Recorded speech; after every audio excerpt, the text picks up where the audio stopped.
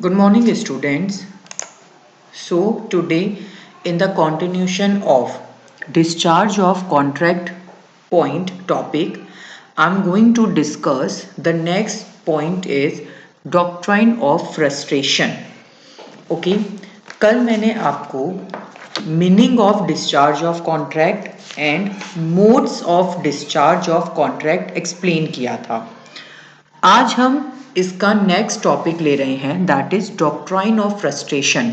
इसको हिंदी में कहते हैं नैराश्य अथवा विवशता का सिद्धांत। See what is this. अगर आपको याद हो यस्टरडे लेक्चर में जब मैंने आपको modes of discharge of contract explain किए थे तो उसमें मैंने एक मोड आपको एक्सप्लेन किया था, वो आपका था discharge by impossibility of performance. उसमें मैंने आपको क्या बताया था कि कभी कभी कॉन्ट्रैक्ट को परफॉर्म करना इम्पॉसिबल हो जाता है और उस कारण से उस कॉन्ट्रैक्ट को टर्मिनेट करना पड़ता है। उसमें हमने ये पॉइंट रीड किए थे कि जो इम्पॉसिबिलिटी है वो दो तरीके की होती है, ठीक है। एक होती है आपकी मतलब नेचुरल इम्पॉसिबिलिटी, ठीक है ना, जिसको हमने ये देखा था कि एक्चुअल इम्पॉसिबिलिटी जो हो जाती है कि कॉन्ट्रैक्ट जब बना था वो उसी समय से इम्पॉसिबल था, उसको आप परफॉर्म कर ही नहीं सकते थे, ठीक है ना। और एक होती है आपकी सब्सिक्वेंट इम्पॉसिबिलिटी। ओके सो तो जो सेकंड पार्ट है सब्सिक्वेंट इम्पॉसिबिलिटी कि अगर आप किसी कॉन्ट्रैक्ट को इसलिए परफॉर्म नहीं कर सकते क्योंकि वो किसी रीजन से या तो वो परफॉर्मेंस अनलॉफुल हो गई है, ठीक है, तो इन दैट केस या तो वो सब्जेक्ट मैटर डिस्ट्रॉयड हो गया है या फिर लॉ चेंज हो गया है या फिर अब आप उस इवेंट को मतलब वो जिस इवेंट पे कॉन्ट्रैक्ट डिपेंडेंट था वो इवेंट ही अब परफॉर्म नहीं हो सकता है या पर्सन की डेथ हो गई है, ऐसी कोई भी ऐसी इम्पॉसिबिलिटी हो गई है जिसके कारण उस कॉन्ट्रैक्ट को अब परफॉर्म नहीं किया जा सकता, उसको हम क्या कहते हैं सब्सिक्वेंट इम्पॉसिबिलिटी और सुपरविंग इम्पॉसिबिलिटी। सो स्टूडेंट्स ये जो सब्सिक्वेंट इम्पॉसिबिलिटी होती है ये जब अकर होती है तो लॉ में हम इसको डॉक्ट्राइन ऑफ फ्रस्ट्रेशन के नाम से भी जानते हैं। See I am reading this, please listen carefully. Sometimes the performance of a contract is possible when it is made by the parties, but some event subsequently happens which render its performance impossible or unlawful, and the contract becomes void in both the cases and hence get discharged. It is known as doctrine of supervening impossibility of or doctrine of frustration. Okay जब आपका contract subsequently impossibility के कारण discharge होता है उस condition को हम किस नाम से जानते हैं, डॉक्ट्राइन ऑफ फ्रस्ट्रेशन के नाम से जानते हैं। ओके डिस्चार्ज ऑफ इम्पॉसिबिलिटी मैंने यस्टरडे लेक्चर में आपको एक्सप्लेन की थी। अब मैं आपको क्या बता रही हूं कि उस डिस्चार्ज ऑफ इम्पॉसिबिलिटी में ही अगर आपका कॉन्ट्रैक्ट सब्सिक्वेंटली इवेंट्स यानी कि सब्सिक्वेंटली इम्पॉसिबिलिटी के कारण डिस्चार्ज हुआ है तो हम उसे इंडियन कॉन्ट्रैक्ट एक्ट 1872 के में डॉक्ट्राइन ऑफ फ्रस्ट्रेशन के नाम से भी जानते हैं। Okay now factors causing doctrine of supervening impossibility. अभी मैंने आपको ये सारे फैक्टर्स एक्सप्लेन किए हैं कि सब्सिक्वेंटली इम्पॉसिबिलिटी कब होती है, जब जिस सब्जेक्ट मैटर के लिए कॉन्ट्रैक्ट किया था अगर वही डिस्ट्रॉयड हो जाए तो कॉन्ट्रैक्ट परफॉर्म नहीं किया जा सकता। फेलियर ऑफ अल्टीमेट पर्पस, जो फाइनली पर्पस था अगर वो ही फेल हो जाए, ठीक है, या जो प्रॉमिसर है उसकी डेथ हो जाए, या वो पर्सनली इनकैपेबल डिक्लेयर कर दिया जाए, लॉ चेंज हो जाए, गवर्नमेंट की पॉलिसीज में चेंज हो जाए, या फिर वॉर हो जाए, आउटब्रेक ऑफ लॉ हो जाए या आउटब्रेक ऑफ वॉर हो जाए। यहाँ पे आप वॉर भी वर्ड यूज कर सकते हो, ठीक है ना। ये वो सारी कंडीशंस होती हैं जिनको हम सब्सिक्वेंट इम्पॉसिबिलिटी में जानते हैं, और इनके कारण उस कॉन्ट्रैक्ट को परफॉर्म करना इम्पॉसिबल हो जाता है। Okay, now what is the effect? अगर आप किसी कॉन्ट्रैक्ट को सब्सिक्वेंटली इम्पॉसिबिलिटी के कारण डिस्चार्ज कर रहे हो, यानी कि डॉक्ट्राइन ऑफ फ्रस्ट्रेशन के कारण डिस्चार्ज कर रहे हो, तो उसका इफेक्ट क्या होगा? First, the contract become void and stand discharge. आपको स्टूडेंट्स ये बात ध्यान रखनी है कि अगर कोई कॉन्ट्रैक्ट डॉक्ट्राइन ऑफ फ्रस्ट्रेशन यानी कि सब्सिक्वेंटली सुपरवीइंग इम्पॉसिबिलिटी के कारण डिस्चार्ज हो रहा है, तो उस कॉन्ट्रैक्ट को वॉइड डिक्लेयर किया जाता है, यानी कि वो व्यर्थ हो जाता है।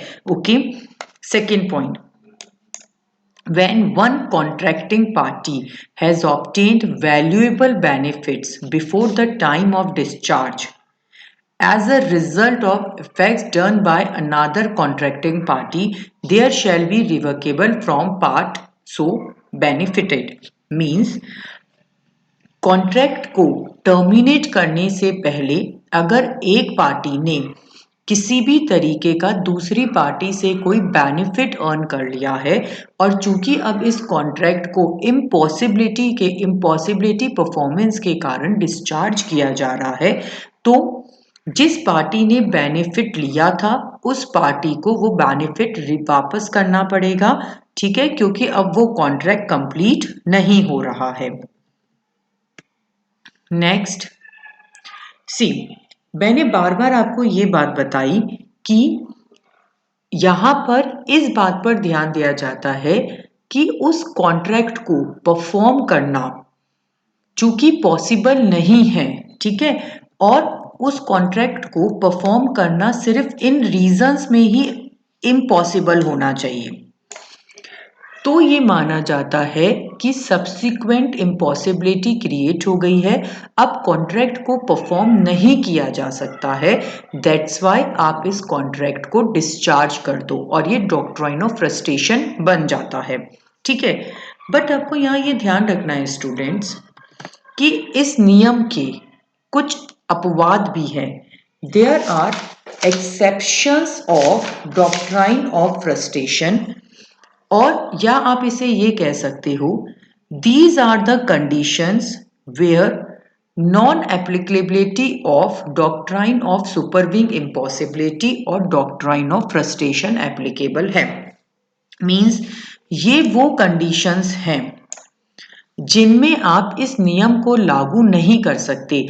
आप ये नहीं कह सकते हो कि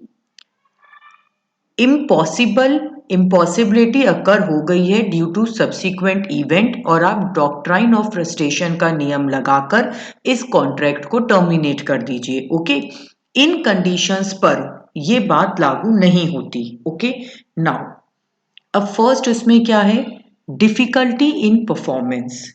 इट मीन्स मान लीजिए कि जब कॉन्ट्रैक्ट किया गया था तब एकदम नॉर्मल कंडीशंस थी, लेकिन जब कॉन्ट्रैक्ट को परफॉर्म करने की बात आ रही है तो कुछ इस तरीके के इवेंट्स हो गए हैं कि अब उसकी कॉस्ट इंक्रीज हो गई है, ठीक है। तो ये बात कह के कि हमें कॉन्ट्रैक्ट को परफॉर्म करने में डिफिकल्टी हो रही है क्योंकि अब वो मोर कॉस्टली हो गया है, एक पर्सन, एक पार्टी उस कॉन्ट्रैक्ट को टर्मिनेट नहीं करवा सकती। ये सुपरवीइंग इम्पॉसिबिलिटी नहीं है।